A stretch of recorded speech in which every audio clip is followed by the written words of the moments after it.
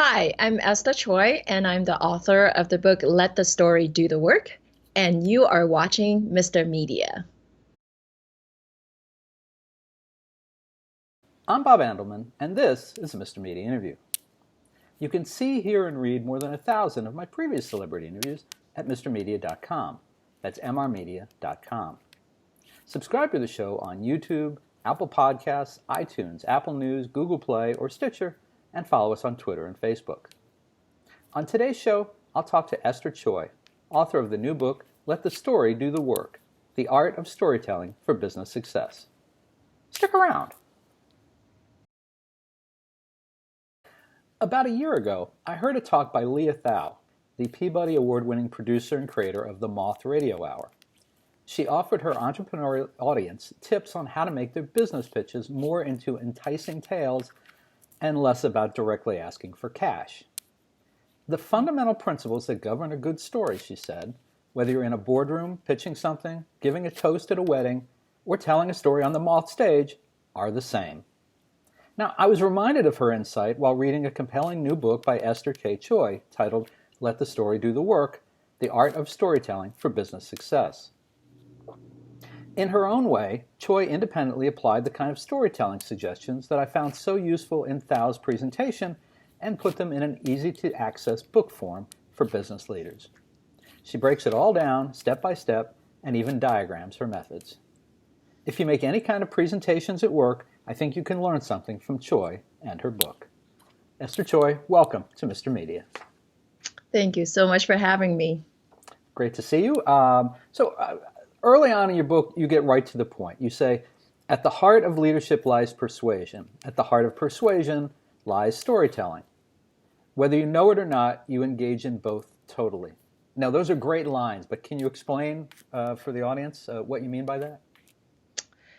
Well, this morning, today is the first day of school for my two kids, and I had to persuade them to get up even earlier and eat breakfast, change, and do all of that swiftly so that we can beat traffic to get to school and have a great start of the school year. And a little bit later, I had a meeting with my team, and we were talking about how to pitch for a big RFP. And then a while later, I was having a phone call with somebody I'm trying to persuade to come to the annual gala of a nonprofit that I'm on a board of. So just about 3 hours of one day of the 365 days of our lives. And this is what I mean by not a minute passes every day where we are not engaging in persuading somebody to do something. And by the way, did you get first day of school pictures with the kids? My husband and I always had this tradition of going into work a little bit late, and we walk the kids inside their classrooms and take selfies and say hi to teachers and things like that. Oh, good.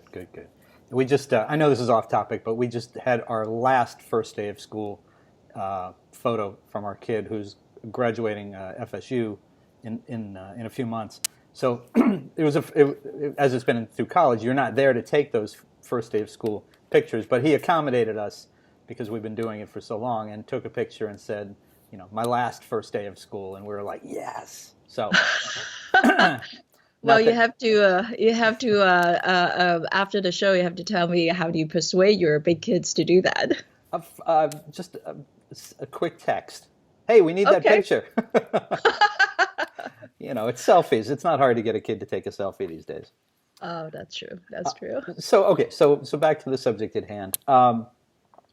You came, as I understand it from the book, you came to your kind of light bulb moment about business storytelling in what I would think was sort of an unexpected environment for this. You were a college admissions officer. How did the two kind of cross paths? Yeah, I was actually an admissions officer for business school, and that we don't have undergraduate degree. It's only master's and PhD. And I was in the admissions office for the full-time MBA at the University of Chicago. Very highly ranked schools, and therefore quite competitive to get in. And what there are a lot. I've learned a great deal from the job, and there's also a few predictable things that people tend to complain about. One of them is during peak application seasons, we all had to read a lot of essays, and I was just confounded by how majority of them were not that interesting. And then later on, it just so happened that I was at the school at the right, or you can say it's the wrong time, because we were required to do denied feedback. And for us, it was only 15-minute phone conversation, didn't have to look at anybody in the face. But we had to offer something constructive of why somebody who applied and didn't get in the previous year. So it was not the most anticipated, look forward to assignment. But what I got away from that, got from that was that, I every single time when it's my turn to give the feedback, it's usually not because of a lack of qualifications. It's usually because, and I didn't know how to explain it, I would just say, you didn't demonstrate the fit. Surprisingly, nobody asked, what does that mean? And then I took a little bit longer to realize that fit is you see it, you know it, but you can't describe it. And it's just that sense of I can see my future and your future become intertwined. And the way to do it is by weaving stories around the facts of your lives that is compelling to decision makers. I had this was really interesting to me when I read how you got involved in this and had that moment. In the past year, I had some neighbors, a married couple, both in the Coast Guard, who were both applying to MBA school at the same time, including Kellogg. Was that the school? Booth. Booth, I'm sorry. They applied Booth. Well, I better not say the other schools just so they don't know, just so no one gets the impression. But so I make my living when I'm not doing the podcast as a writer. And they had come to me and said, hey, could you read our essays for these schools? And they had to write a different essay for each school because they had to answer a different question. And I thought about it, and I thought, okay, if I put myself in the shoes of what you were doing at the time, I thought, what's going to distinguish one person from another? And they had written these very, kind of vague stories about themselves. And I thought, oh no, these are two extremely unique people. They're husband and wife. They're in the Coast Guard. They just had, at that point, I think they had a baby that was maybe 6 or 9 months. They had another one on the way, and incredible people. They were both pilots. I mean, so I said, look, you need to go back and think about who you are and tell your story, because your story is so different than everybody who's going to give a vague tale. And they both came back. It was interesting because he came back with still a little bit of a stiff story, but it was more engaging. And her story was completely, it was just like, wow, I want this person. I mean, they both got into all the schools they applied, I need to add. But, and I didn't rewrite them, I just offered some advice. But, she came back and talked about this incident where she was flying these long days, like 10 or 12-hour search and rescue missions, and she had just given birth like 3 or 4 months earlier and was still pumping. She had to do it while she was flying the plane. And she had just said to her crew, I guess she's captain, she had said, look, I'm back at work, I have to do this, get over it. And everyone adjusted, everyone understood what she had to do, and sometimes she was able to get away from flying, but sometimes she just had to keep flying because that's the way it worked. And I said, that's an incredible story. That if right, look at the face you're making. I mean, if you're trying to get into an MBA program and show that you have something special or something unique, to be able to push through in that kind of circumstance, that's your story, right? I mean, that's And this is really illustrating of how difficult it is. You would think that your neighbors who know their story, right? Who better know their story than themselves?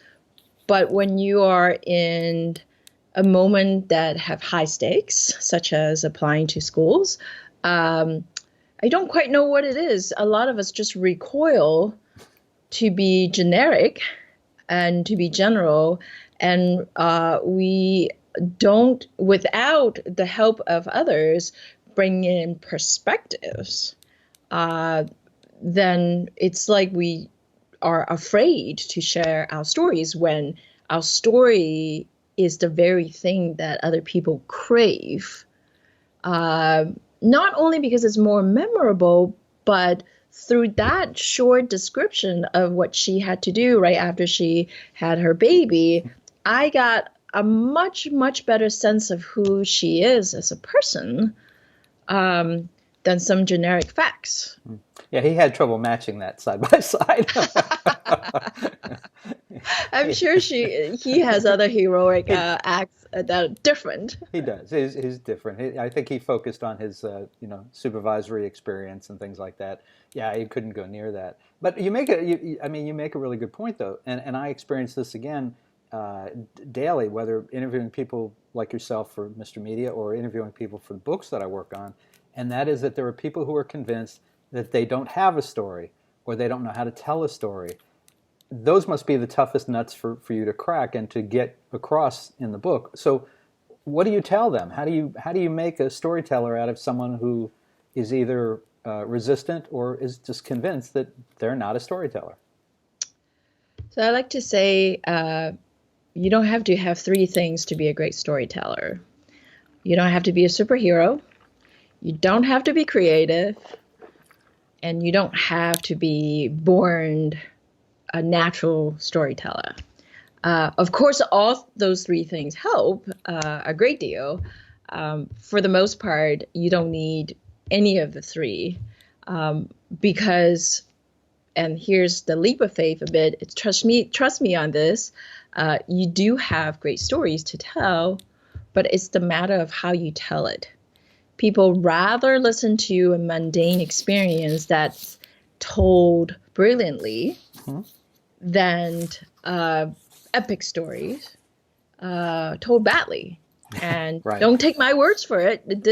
These are actually words paraphrased from Bob McKee, the screenwriting guru.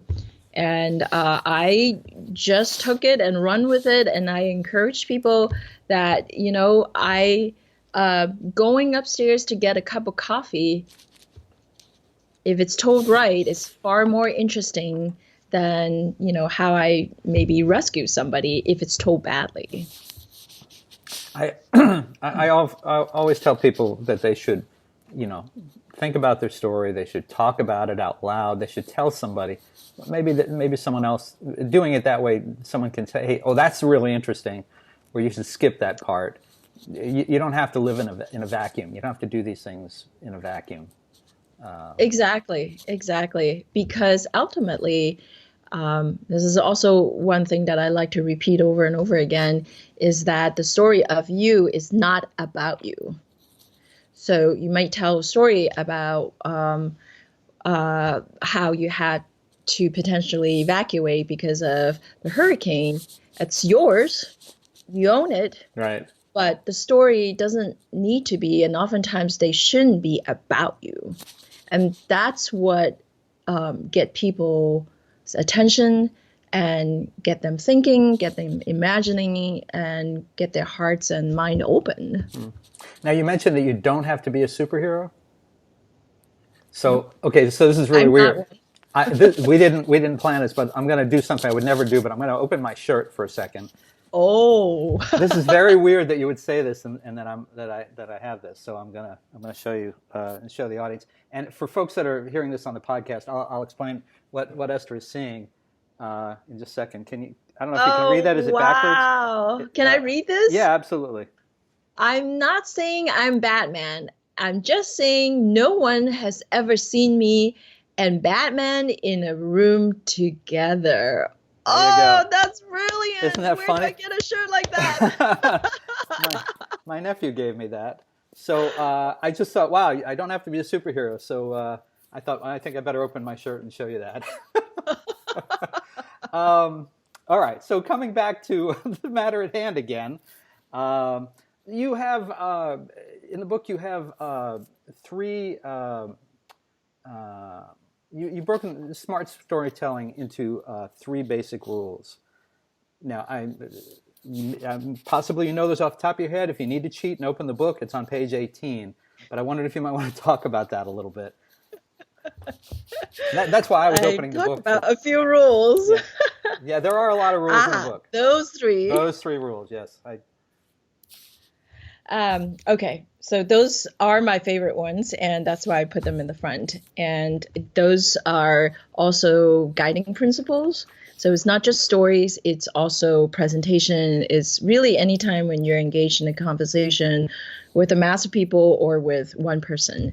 And the first one is know when to intrigue and when to data dump. And what does that mean? There's time and place for everything. And intriguing is when you share, if you think about a picture and half of it is missing. When you present that picture, it gets people thinking, wondering, what's in the missing part? Why is it missing? So when you get them thinking, guessing, imagining, that's intriguing. Data dump is just what it says. You probably know a lot about the subject that you want to talk about. And in fact, most of us are subject matter expert within our own industry. And there's a very strong tendency to dump, here's everything I know. And then worse is when we care a lot and we know a lot.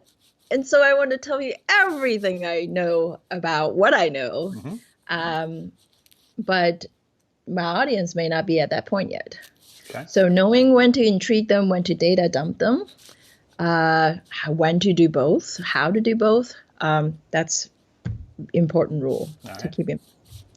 The second one is knowing the difference between proving versus persuading. We are taught through, I think, the most sort of formal education to prove our work, like show your math, show your steps. And even if you get to the right answer, if you don't show your steps, you'll only get partial points. So that's proving that we have the best logical answers or the best quality answered. But persuading is some of that, but it's also acknowledging your audience, it's also being emotional, being passionate, and having all the tools and the tricks of getting someone's heart as well as their mind agreeing with you and doing what you ask them to do. All right. The last rule is, actually, I just mentioned that, understand that the story of you is not about you. So you may own the story, the experience is yours, but the story should really be about your audience, about something else. Those are the very good rules. And I think you give an example of the third one a little later in the book. If I'm not connecting these properly, just feel free to tell me. But you have this great anecdote about the couple who changed their careers after 9/11. They lived in New Jersey. He had already gone to work. She had decided, I think, to take the day off, and then literally was looking across to Manhattan, and the planes hit the Trade Center, and that was the end of that. And they decided to make a 180 in their careers and leave New Jersey, leave New York, go to Chicago, start a early childhood center. And the problem with all that, and it's a great story. Well, let me ask you, what was the problem with the way they told their story? How did it affect them in business? There's nothing wrong with the story per se. When he was testing his story on a small group of audience, people were visibly moved. But the problem was that his audience, those are people well-educated, urban dwellers, moms mostly in their late 20s and or early 30s, and just became mother for the first time. Um, it's a very overwhelming experience and oftentimes isolating, um, reminding them of 9/11 Yeah. uh, Yeah. was actually out of place. So while it was very true to the fact, to the heart that the founder stories, so I told him that this might be the best story to tell one day when you receive, Entrepreneur of the Year award.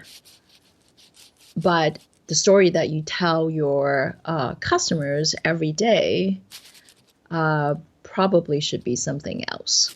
So Well, the stories of him and his wife, but it wasn't about it, but it was too much about them, not about the audience.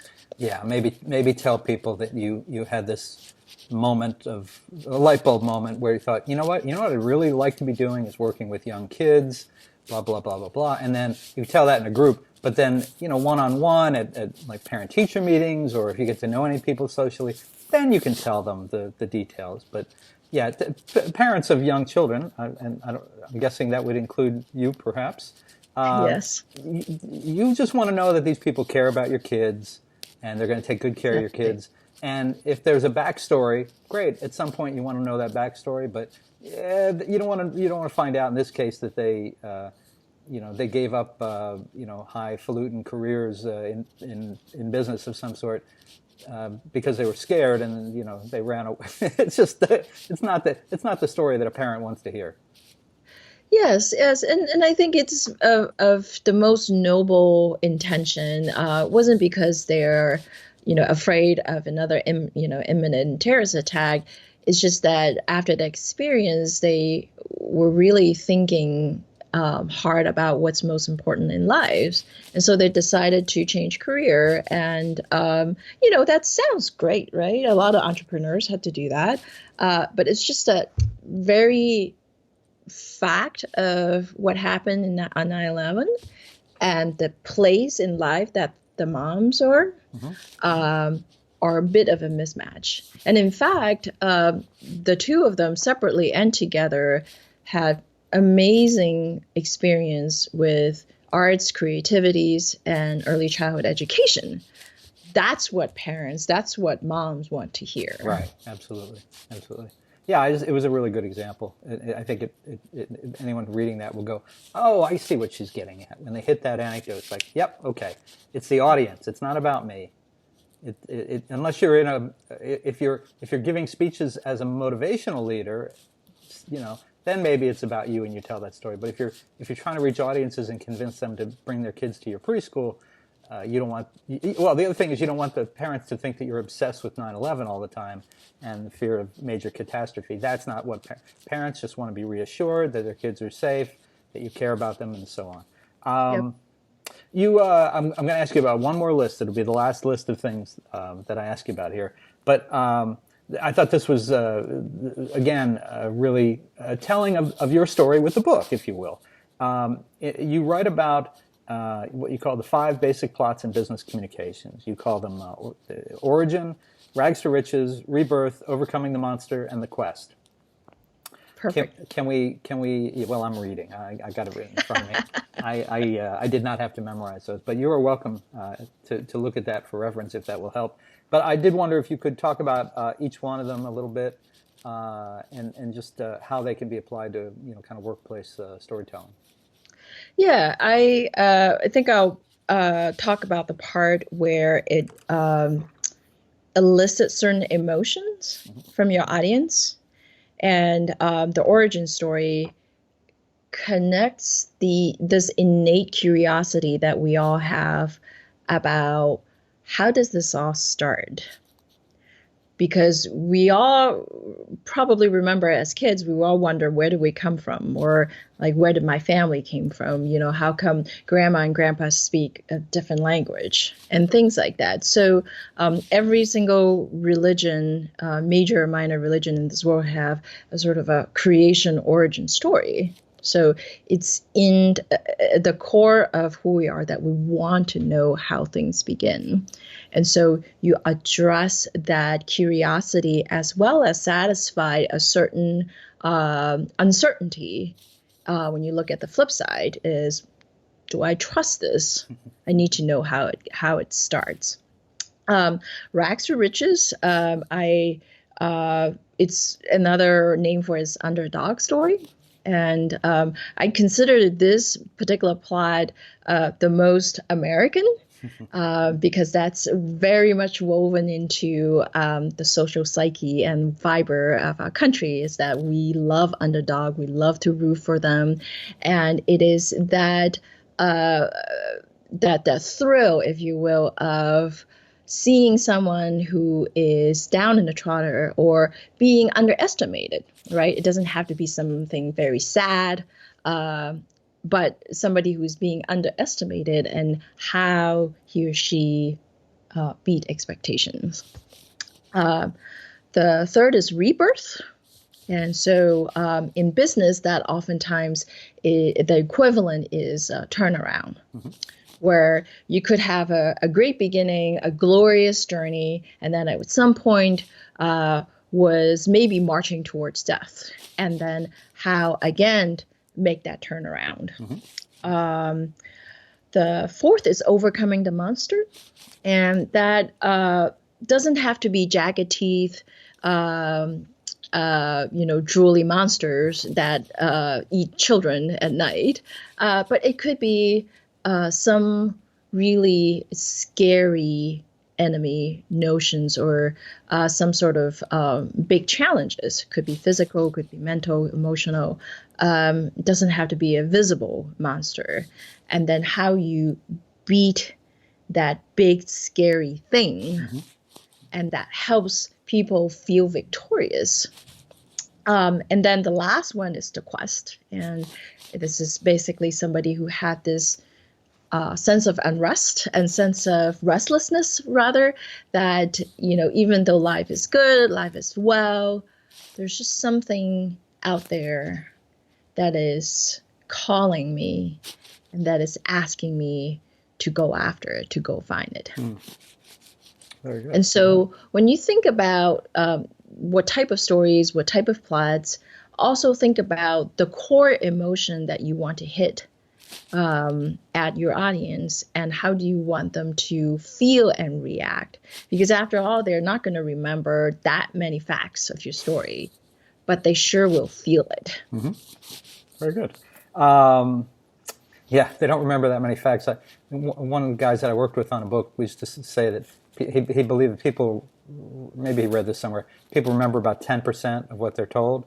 So he felt if he said something 10 times, he would he would be certain that they would remember it. And if anyone wants to know who that is, I don't. He felt it did. But if anyone wants to know who that is, you'll have to go look at my books on Amazon, and it'll be pretty, right. It'll be pretty clear immediately. Also, on the Rags to Riches side, one of the books I did was with the founders of the Home Depot. And definitely, I mean, the title, I think the subtitle of that book was 30, how a couple of regular guys took the Home Depot to $30 billion or something like that. There's as good a rags to riches story as you're going to find, I think. So just to further illustrate and slip in a mention of my own book, I just seem to present itself. Very skillful. I'm watching. I'm learning. All right. So my last big question, it kind of brings us full circle. So the book itself, I think, grew out of your consulting business, which is Leadership Story Lab. So what I'm wondering is, where in your experience do you find that most business people make wrong turns in storytelling? Do you see the same mistakes over and over again? It's very much going back to my admissions experience, where a lot of times people in business stumble, is that if I just tell them the facts, because facts speaks for Well, themselves, they used to. but they used to anyway, um, then I do good hard work, then I will be able to succeed. Um, and even I fall short of that from often. So if I just, I know a lot about storytelling, by the way, and so I have this temptation to tell people all about it, and I have the best intention, and I work really hard, and so everybody should hire me. Hmm. Everybody should go buy my book. Everybody should want to work with me, and that's just not the case. Um, we and especially for me, I know I have need to have a higher bar set for myself, that I need to eat my own cooking. But that's where I see a lot of people tend to just want to shove facts to people's face without really first understanding them, first knowing enough about them to draw on their experience, weave it in the story form, that then they are perceived as a good fit. Very good. So I'm going to, people who are watching the video are going to notice that suddenly I've just appeared because it occurred to me that I never set up the split screen. So, Oh, yes. So before we wrap up, I'm going to show you the shirt because yes, show we them the talked shirt about again. we talked about the shirt and no one actually saw the shirt. So I'm glad I at least here's read the it. yeah, that helped. Here's the shirt, folks. All right. So just so you see, I really Yay! am wearing the shirt, and I've now taken off my shirt twice in an interview, which I probably will never do again. Um, all right, so folks, enough commercials for my T-shirt. You can find Esther K. Choi's new book, "Let the Story Do the Work: The Art of Storytelling for Business Success," in great bookstores everywhere. Or you can order it right now at a great price at mrmedia.com, mrmedia.com. If you are watching the video on mrmedia.com, below the video, probably over there to your right, maybe to the left, but mostly to the right, you'll see the cover of the book. You can click on it right now. It will take you to Amazon, and you can order the book, the physical book. I assume it's also available as an ebook, Esther? Yeah? As well as audio. Exactly. The diagrams are probably a little more difficult to follow in the audio. No, I'm just kidding. But yeah, so it's available in all those ways. You can get it, pretty quickly, download it immediately, have it shipped to you overnight by Amazon. If you're in certain areas, they can get it to you same day. Is there a website you'd like people to go to find you?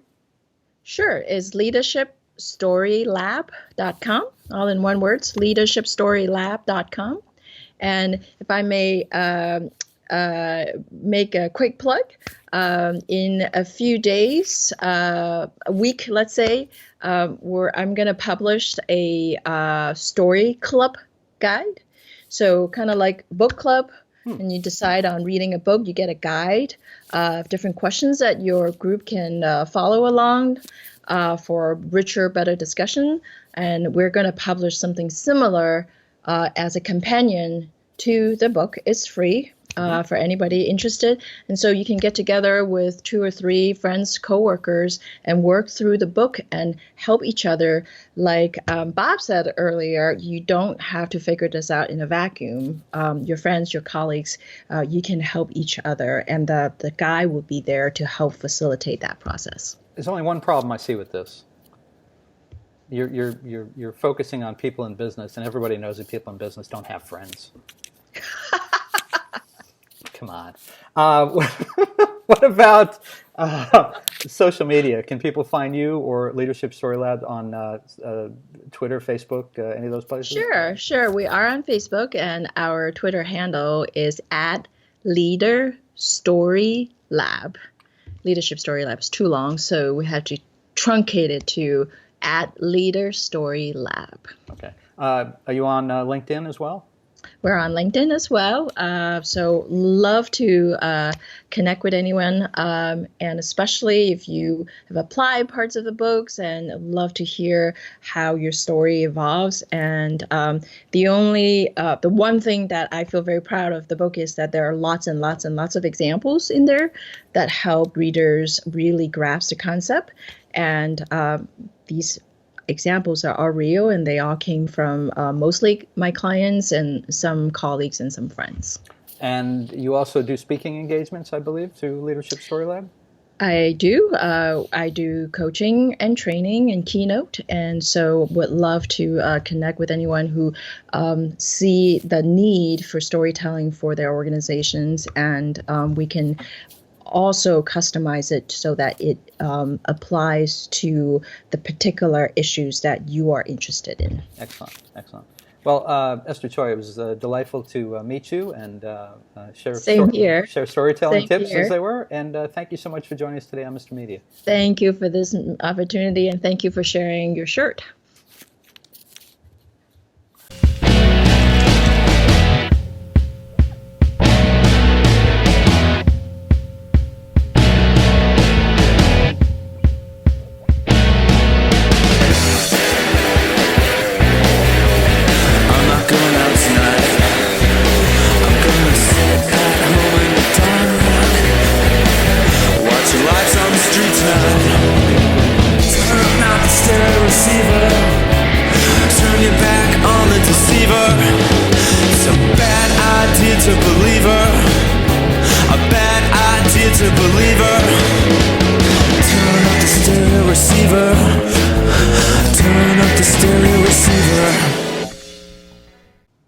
Mr. Media is recorded live before a studio audience full of entrepreneurs who can add all kinds of details to their origin story, and it still won't convince you to buy what they're selling.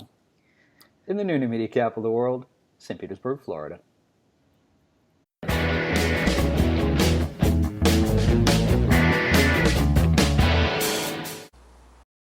Hi, this is Rich Scheidner.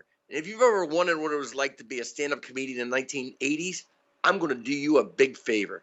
Instead of billions of dollars for a time machine, you can just spend $24.95 and buy my new book, Kicking Through the Ashes, My Life as a Stand-Up in the 1980s Comedy Boom. It will save you money and give you thrills. It will take you there. Go to my website, richscheidner.com, go to amazon.com, and buy this book.